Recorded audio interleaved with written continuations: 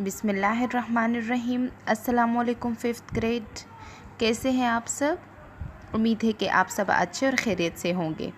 Fifth grade assessment के बाद हम अपनी क्लासेस का बाकायदगी से आगाज़ करते हैं। तो आज हम अपनी उर्दू की क्लास में कहानी लिखना सीखेंगे। ठीक है, कि कहानी कैसे लिखी जाती है। ठीक है, तो मैं आपको कुछ हिदायत दूँगी। कुछ उसूल है कहानी लिखने के। अगर आप जो है उन्हीं उसूलों को अपने जहन में रख कर जो है कहानी लिखते हैं तो आपकी कहानी हमेशा ठीक रहेगी। राइट। तो पहले मैं आपको वही इशारात बताती हूँ और उसके बाद आपने फिर अपनी जो है वो ख़ुद से एक कहानी लिखने की कोशिश करनी है। राइट। Okay fifth grade. तो क्या हम कर रहे हैं, हमने कहानी लिखना है और कहानी को कैसे लिखा जाता है इसके बारे में मैं आपको कुछ मालूमात दूंगी। ठीक है, कहानी लिखते हुए आपने चंद हिदायत को अपने जहन में रखना है। सबसे पहले ये कि कहानी का ताल्लुक़ चूँकि गुज़रे हुए ज़माने से होता है, तो आप जब भी कहानी लिखेंगे तो आप उसमें पास्ट टेंस यानी गुज़रा हुआ ज़माना यानी हमेशा जो है वो माजी पास्ट टेंस जो है वो यूज़ करना है, उसी का इस्तेमाल करना है। ठीक है, कहानी लिखते वक्त आपकी जितने भी वाक़यात होते हैं, कहानी में जितनी भी वाक़यात पेश आती है, उनको आपने एक ख़ास तरतीब से रखना है। ठीक है, ताकि कोई बात जो है वो आगे होनी चाहिए वो पीछे ना हो या पीछे वाली बात आगे ना हो। तो आपने उसको में एक तरतीब, एक रब पैदा करना है कि आगे पीछे कोई बात जो है वो ना जाए। ठीक है, कहानी लिखते वक्त आपने एक बात का ख्याल रखना है कि कहानी में जो है वो एक बात जो है वो बार बार दोहराए ना जाए। ठीक है, मतलब एक बात है, आप एक दफ़ा उसको लिख लेते हैं तो आपको जो है वो चाहिए कि उसी से जो है उसको रिपीट ना करें, उसकी दोहराई ना की जाए। ठीक है, बार बार लिखने से जो है वो आपने गुरेज करना है। ठीक है, अच्छा, कहानी के ऊपर आपने उन्वान जो है वो ज़रूर लिखना है।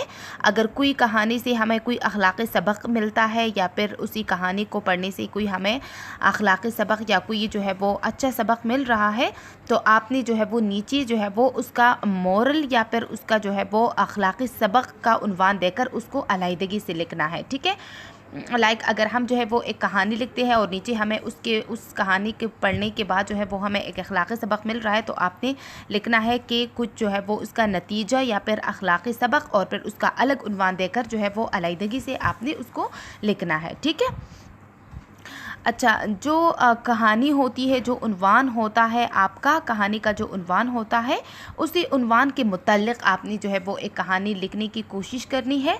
ठीक है, ऐसा ना हो कि आपका उन्वान ऊपर कोई और हो और नीचे आप कहानी जो है वो कुछ और लिखे, तो ऐसा जो है वो फिर आपका जो है वो ठीक नहीं रहेगा, ये फिर गलत होगा। ठीक है, तो ये कुछ जो है वो टिप्स थे जो मैंने आपको बता दिए, आपने उन्हीं को जो है वो जहन में रखना है और फिर जो है वो आपको जो भी कोई उन्वान जो है जो जहन में आ रहा हो, तो आप उसको जो है वो जो कोई भी जो है आपको कोई कहानी या याद हो तो आप उसको जो है अपने अल्फाज में लिखने की कोशिश करें। और हमारे सिलेबस में जो कहानी मेंशन है या जो कहानी जो है वो लिखने की जो है वो इंस्ट्रक्शन दी गई है, वो मैंने आपके लिए जो है ऑलरेडी जो है उसका पिक्चर लिया हुआ है और मैं आपके साथ वो शेयर करूँगी और साथ में मैं आपको आपके साथ पढ़ूँगी भी, ताकि आपके लिए फिर कोई मुश्किल ना रहे। ओके, सो हमारे सिलेबस में जो कहानी है वो है एहसान का बदला एहसान, करबला सो हो बला, या फिर हम ये भी कह सकते हैं कि भलाई का बदला भलाई, या फिर ये भी हम कह सकते हैं कि अगर किसी के साथ नेकी की जाए तो उसका अजर ज़रूर मिलता है। ठीक है, ये हमारी कहानी है, ऐसी के बारे में जो है हमने एक कहानी लिखनी है। ठीक है, तो कहानी को पढ़ते हैं। एक दफ़ा का जिक्र है कि किसी दरिया के किनारे दरख्त पर एक फाख्ता रहती थी। इस दरख्त के नीचे एक चुवेंटी भी रहती थी। एक दिन चुवेंटी दरिया के किनारे जा रही थी कि फिसल कर दरिया में जा गिरी और पानी का तेज़ बहाव उसे बहा कर ले गया। चुवेंटी ने बाहर निकलने की मुमकिन कोशिश की मगर बेसोध मगर इसका मतलब है कि नाकाम रही। ठीक है, कि ऐसा है कि एक दफ़ा का जिक्र है कि किसी दरिया के किनारे जो है एक फाख्ता रहती थी, उसके नीचे एक चुवेंटी भी रहती थी। एक दफ़ा जो है वो एक चुवेंटी जो है वो जा रही थी दरिया के किनारे, तो फिसल कर दरिया में जा गिरी। अब उसने निकलने की कोशिश की लेकिन वो न निकल पाई। ठीक है, अब चुवेंटी पानी में डबकियाँ खाने लगी। डबकियाँ का मतलब है कि पानी में जो है वो गोते खाना या फिर पानी में जो है वो सर डबोना, ठीक है। जो सर डूब जाता है पानी में उसको डबकियाँ कहते हैं। फाख्ता ने ये मंजर देखा तो बहुत परेशान हुई। उससे अपनी पड़ोसन की बेबसी देखी ना गई। उसने फ़ौरन दरख्त का एक पत्ता तोड़ा और अपनी चूंच में लेकर उस जगह पहुंची जहां चुवेंटी मुश्किल का शिकार थी। फाख्ता ने पत्ता चुवेंटी के सामने लाकर रख दिया। चुवेंटी इस पत्ते पर सवार हो गई और फिर किनारे तक आ गई। चुवेंटी सही सलामत बाहर निकल आई। चुवेंटी ने फाख्ता का शुक्रिया अदा किया। अच्छा, फाख्ता जब ये मंजर देखने लगी तो उसने जो है वो मतलब उसको अपनी जो पड़ोसन थी, जो चुवेंटी थी, उसकी बेबसी ना देखी गई। उसने सोचा कि मुझे उसकी मदद करनी चाहिए, लिहाजा उसने एक पत्ता तोड़ा और उस जगह पहुंच गई जहां जो है वो चुवेंटी मुश्किल का शिकार थी। उसके सामने रख दिया और उसी की मदद से जो है वो चुवेंटी पानी से बाहर आई और उसने फाख्ता का जो है वो शुक्रिया अदा किया। चंद ही दिन बाद एक शिकारी बंदूक हाथ में लिए इधर आ निकला। उसने फाख्ता को दरख्त पर बैठी देखकर निशाना बांधा। करीब था कि बेखबर फाख्ता शिकारी की निशाने का शिकार हो जाती। इसी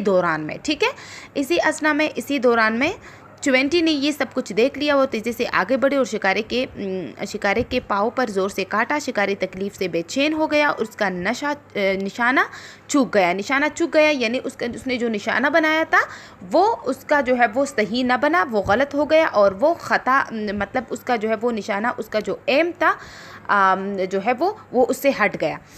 फाख्ता आवाज़ सुनकर उड़ गई और चुवेंटी की अक्लमंदी से फाख्ता की जान बच गई, ठीक है। तो फिर क्या हुआ कि एक दिन जो है वो जब फाख्ता ने जो है चुवेंटी की ये मदद की थी तो उसने अपने जहन में जो है वो ये बात जो है वो उसके जहन में थी कि उसने मेरी जो है वो इतनी मदद की। लिहाजा जब कुछ दिनों बाद एक शिकारी बंदूक हाथ में ली हुई जो है वो आ निकला, उसने जो है फाख्ता को जो है वो दरख्त पर बैठा तो एक निशाना बनाया कि मैं फाख्ता को जो है वो निशाना बनाऊंगा। लेकिन क्या हुआ कि चुवेंटी जब ये सब कुछ देखने लगी तो उसने जो है वो शिकारी के पाँव को ज़ोर से काटा।